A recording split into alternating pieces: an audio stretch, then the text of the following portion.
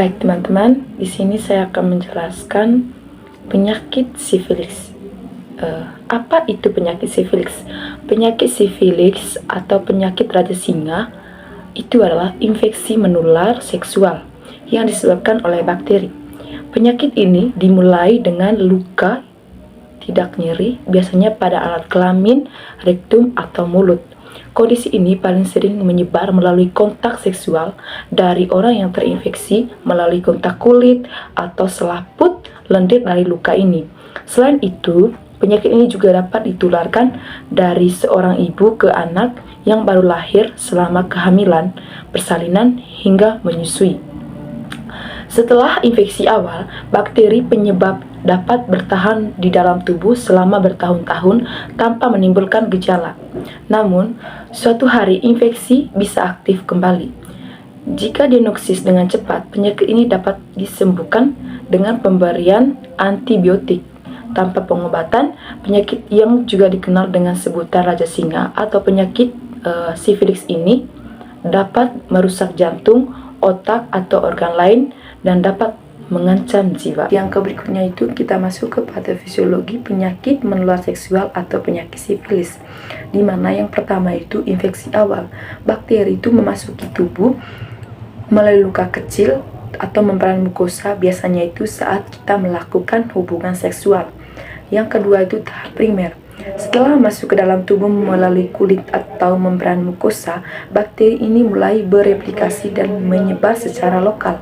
Yang ketiga itu masuknya bakteri. Bakteri itu yang disebut Treponema pallidum memasuki tubuh melalui kerusakan pada kulit atau selaput lendir dan seringkali melalui hubungan seksual. Yang berikutnya itu replikasi, di mana itu setelah masuk bakteri melalui berproliferasi di lokasi infeksi, biasanya di area rektum atau mulut. Yang berikutnya itu sistem imun, di mana itu meskipun sistem imun mulai merespon infeksi, canceri tidak menyakitkan sembuh sendiri, namun infeksi tetap ada di dalam tubuh. Yang berikutnya itu tahap sekunder. Tahap sekunder ini setelah beberapa minggu, infeksi menyebar ke seluruh tubuh, ditandai dengan gejala sistemik seperti ruam, demam, dan pembekakan kelenjar getah bening. Pada tahap ini, bakteri dapat menginfeksi ke organ lain. Yang berikutnya itu tahap laten. Setelah gejala sekunder mereda, infeksi bisa berada dalam keadaan laten, di mana bakteri tetap ada dalam tubuh tanpa menimbulkan gejala. Tahap ini dapat berlangsung bertahun-tahun.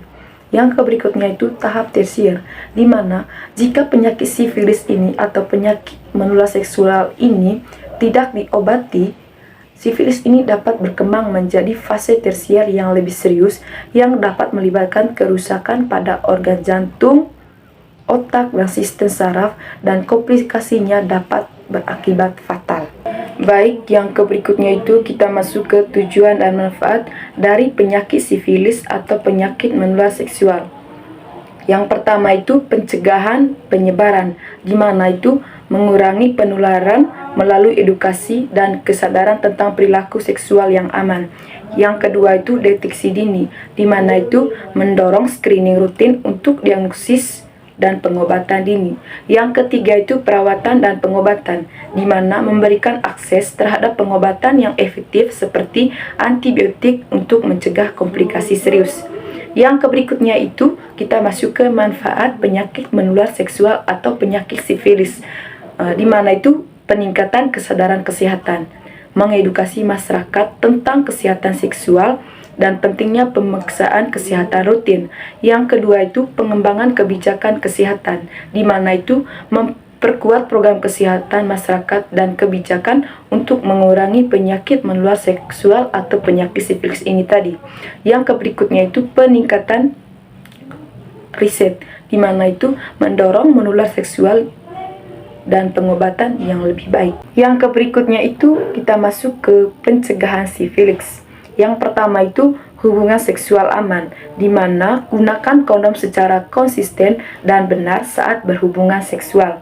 Yang kedua itu pengujian rutin, di mana lakukan pemeriksaan kesehatan secara berkala, terutama jika Anda memiliki banyak pasangan seksual. Yang ketiga itu edukasi seksual, di mana tingkatkan pengetahuan tentang penyakit menular seksual atau yang disingkat dengan PMS dan cara penularannya. Yang berikutnya itu komunikasi dengan pasangan. Diskusikan riwayat kesehatan seksual dengan pasangan Anda dan pastikan keduanya saling setia. Yang keempat itu vaksinasi, di mana meskipun tidak ada vaksin untuk sifilis atau penyakit menular seksual ini, vaksin atau PMS yang lain bisa membantu mengurangi risiko. Yang berikutnya itu penghindaran saat terlarang, di mana hindari penggunaan alkohol atau narkoba yang dapat mempengaruhi pengambilan keputusan dalam berhubungan seksual. Yang keenam itu tes rutin, di mana melakukan tes untuk infeksi menular seksual secara berkala, terutama jika Anda memiliki banyak pasangan seksual. Yang ketujuh yaitu batasi jumlah pasangan, di mana mengurangi jumlah pasangan seksual dapat membantu mengurangi risiko terpapar sifilis atau penyakit menular seksual ini.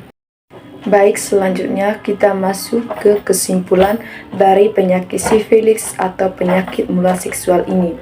Sebagai kesimpulan, bahwa sifilis adalah infeksi menular seksual yang dapat menimbulkan dampak serius jika tidak diobati. Yang berikut itu pencegahan yang tepat sangat penting untuk mengendalikan penyebaran penyakit ini. Mari kita tingkatkan pengetahuan dan saling mendukung untuk kesehatan seksual yang lebih baik. Sekian dan terima kasih, semoga bermanfaat.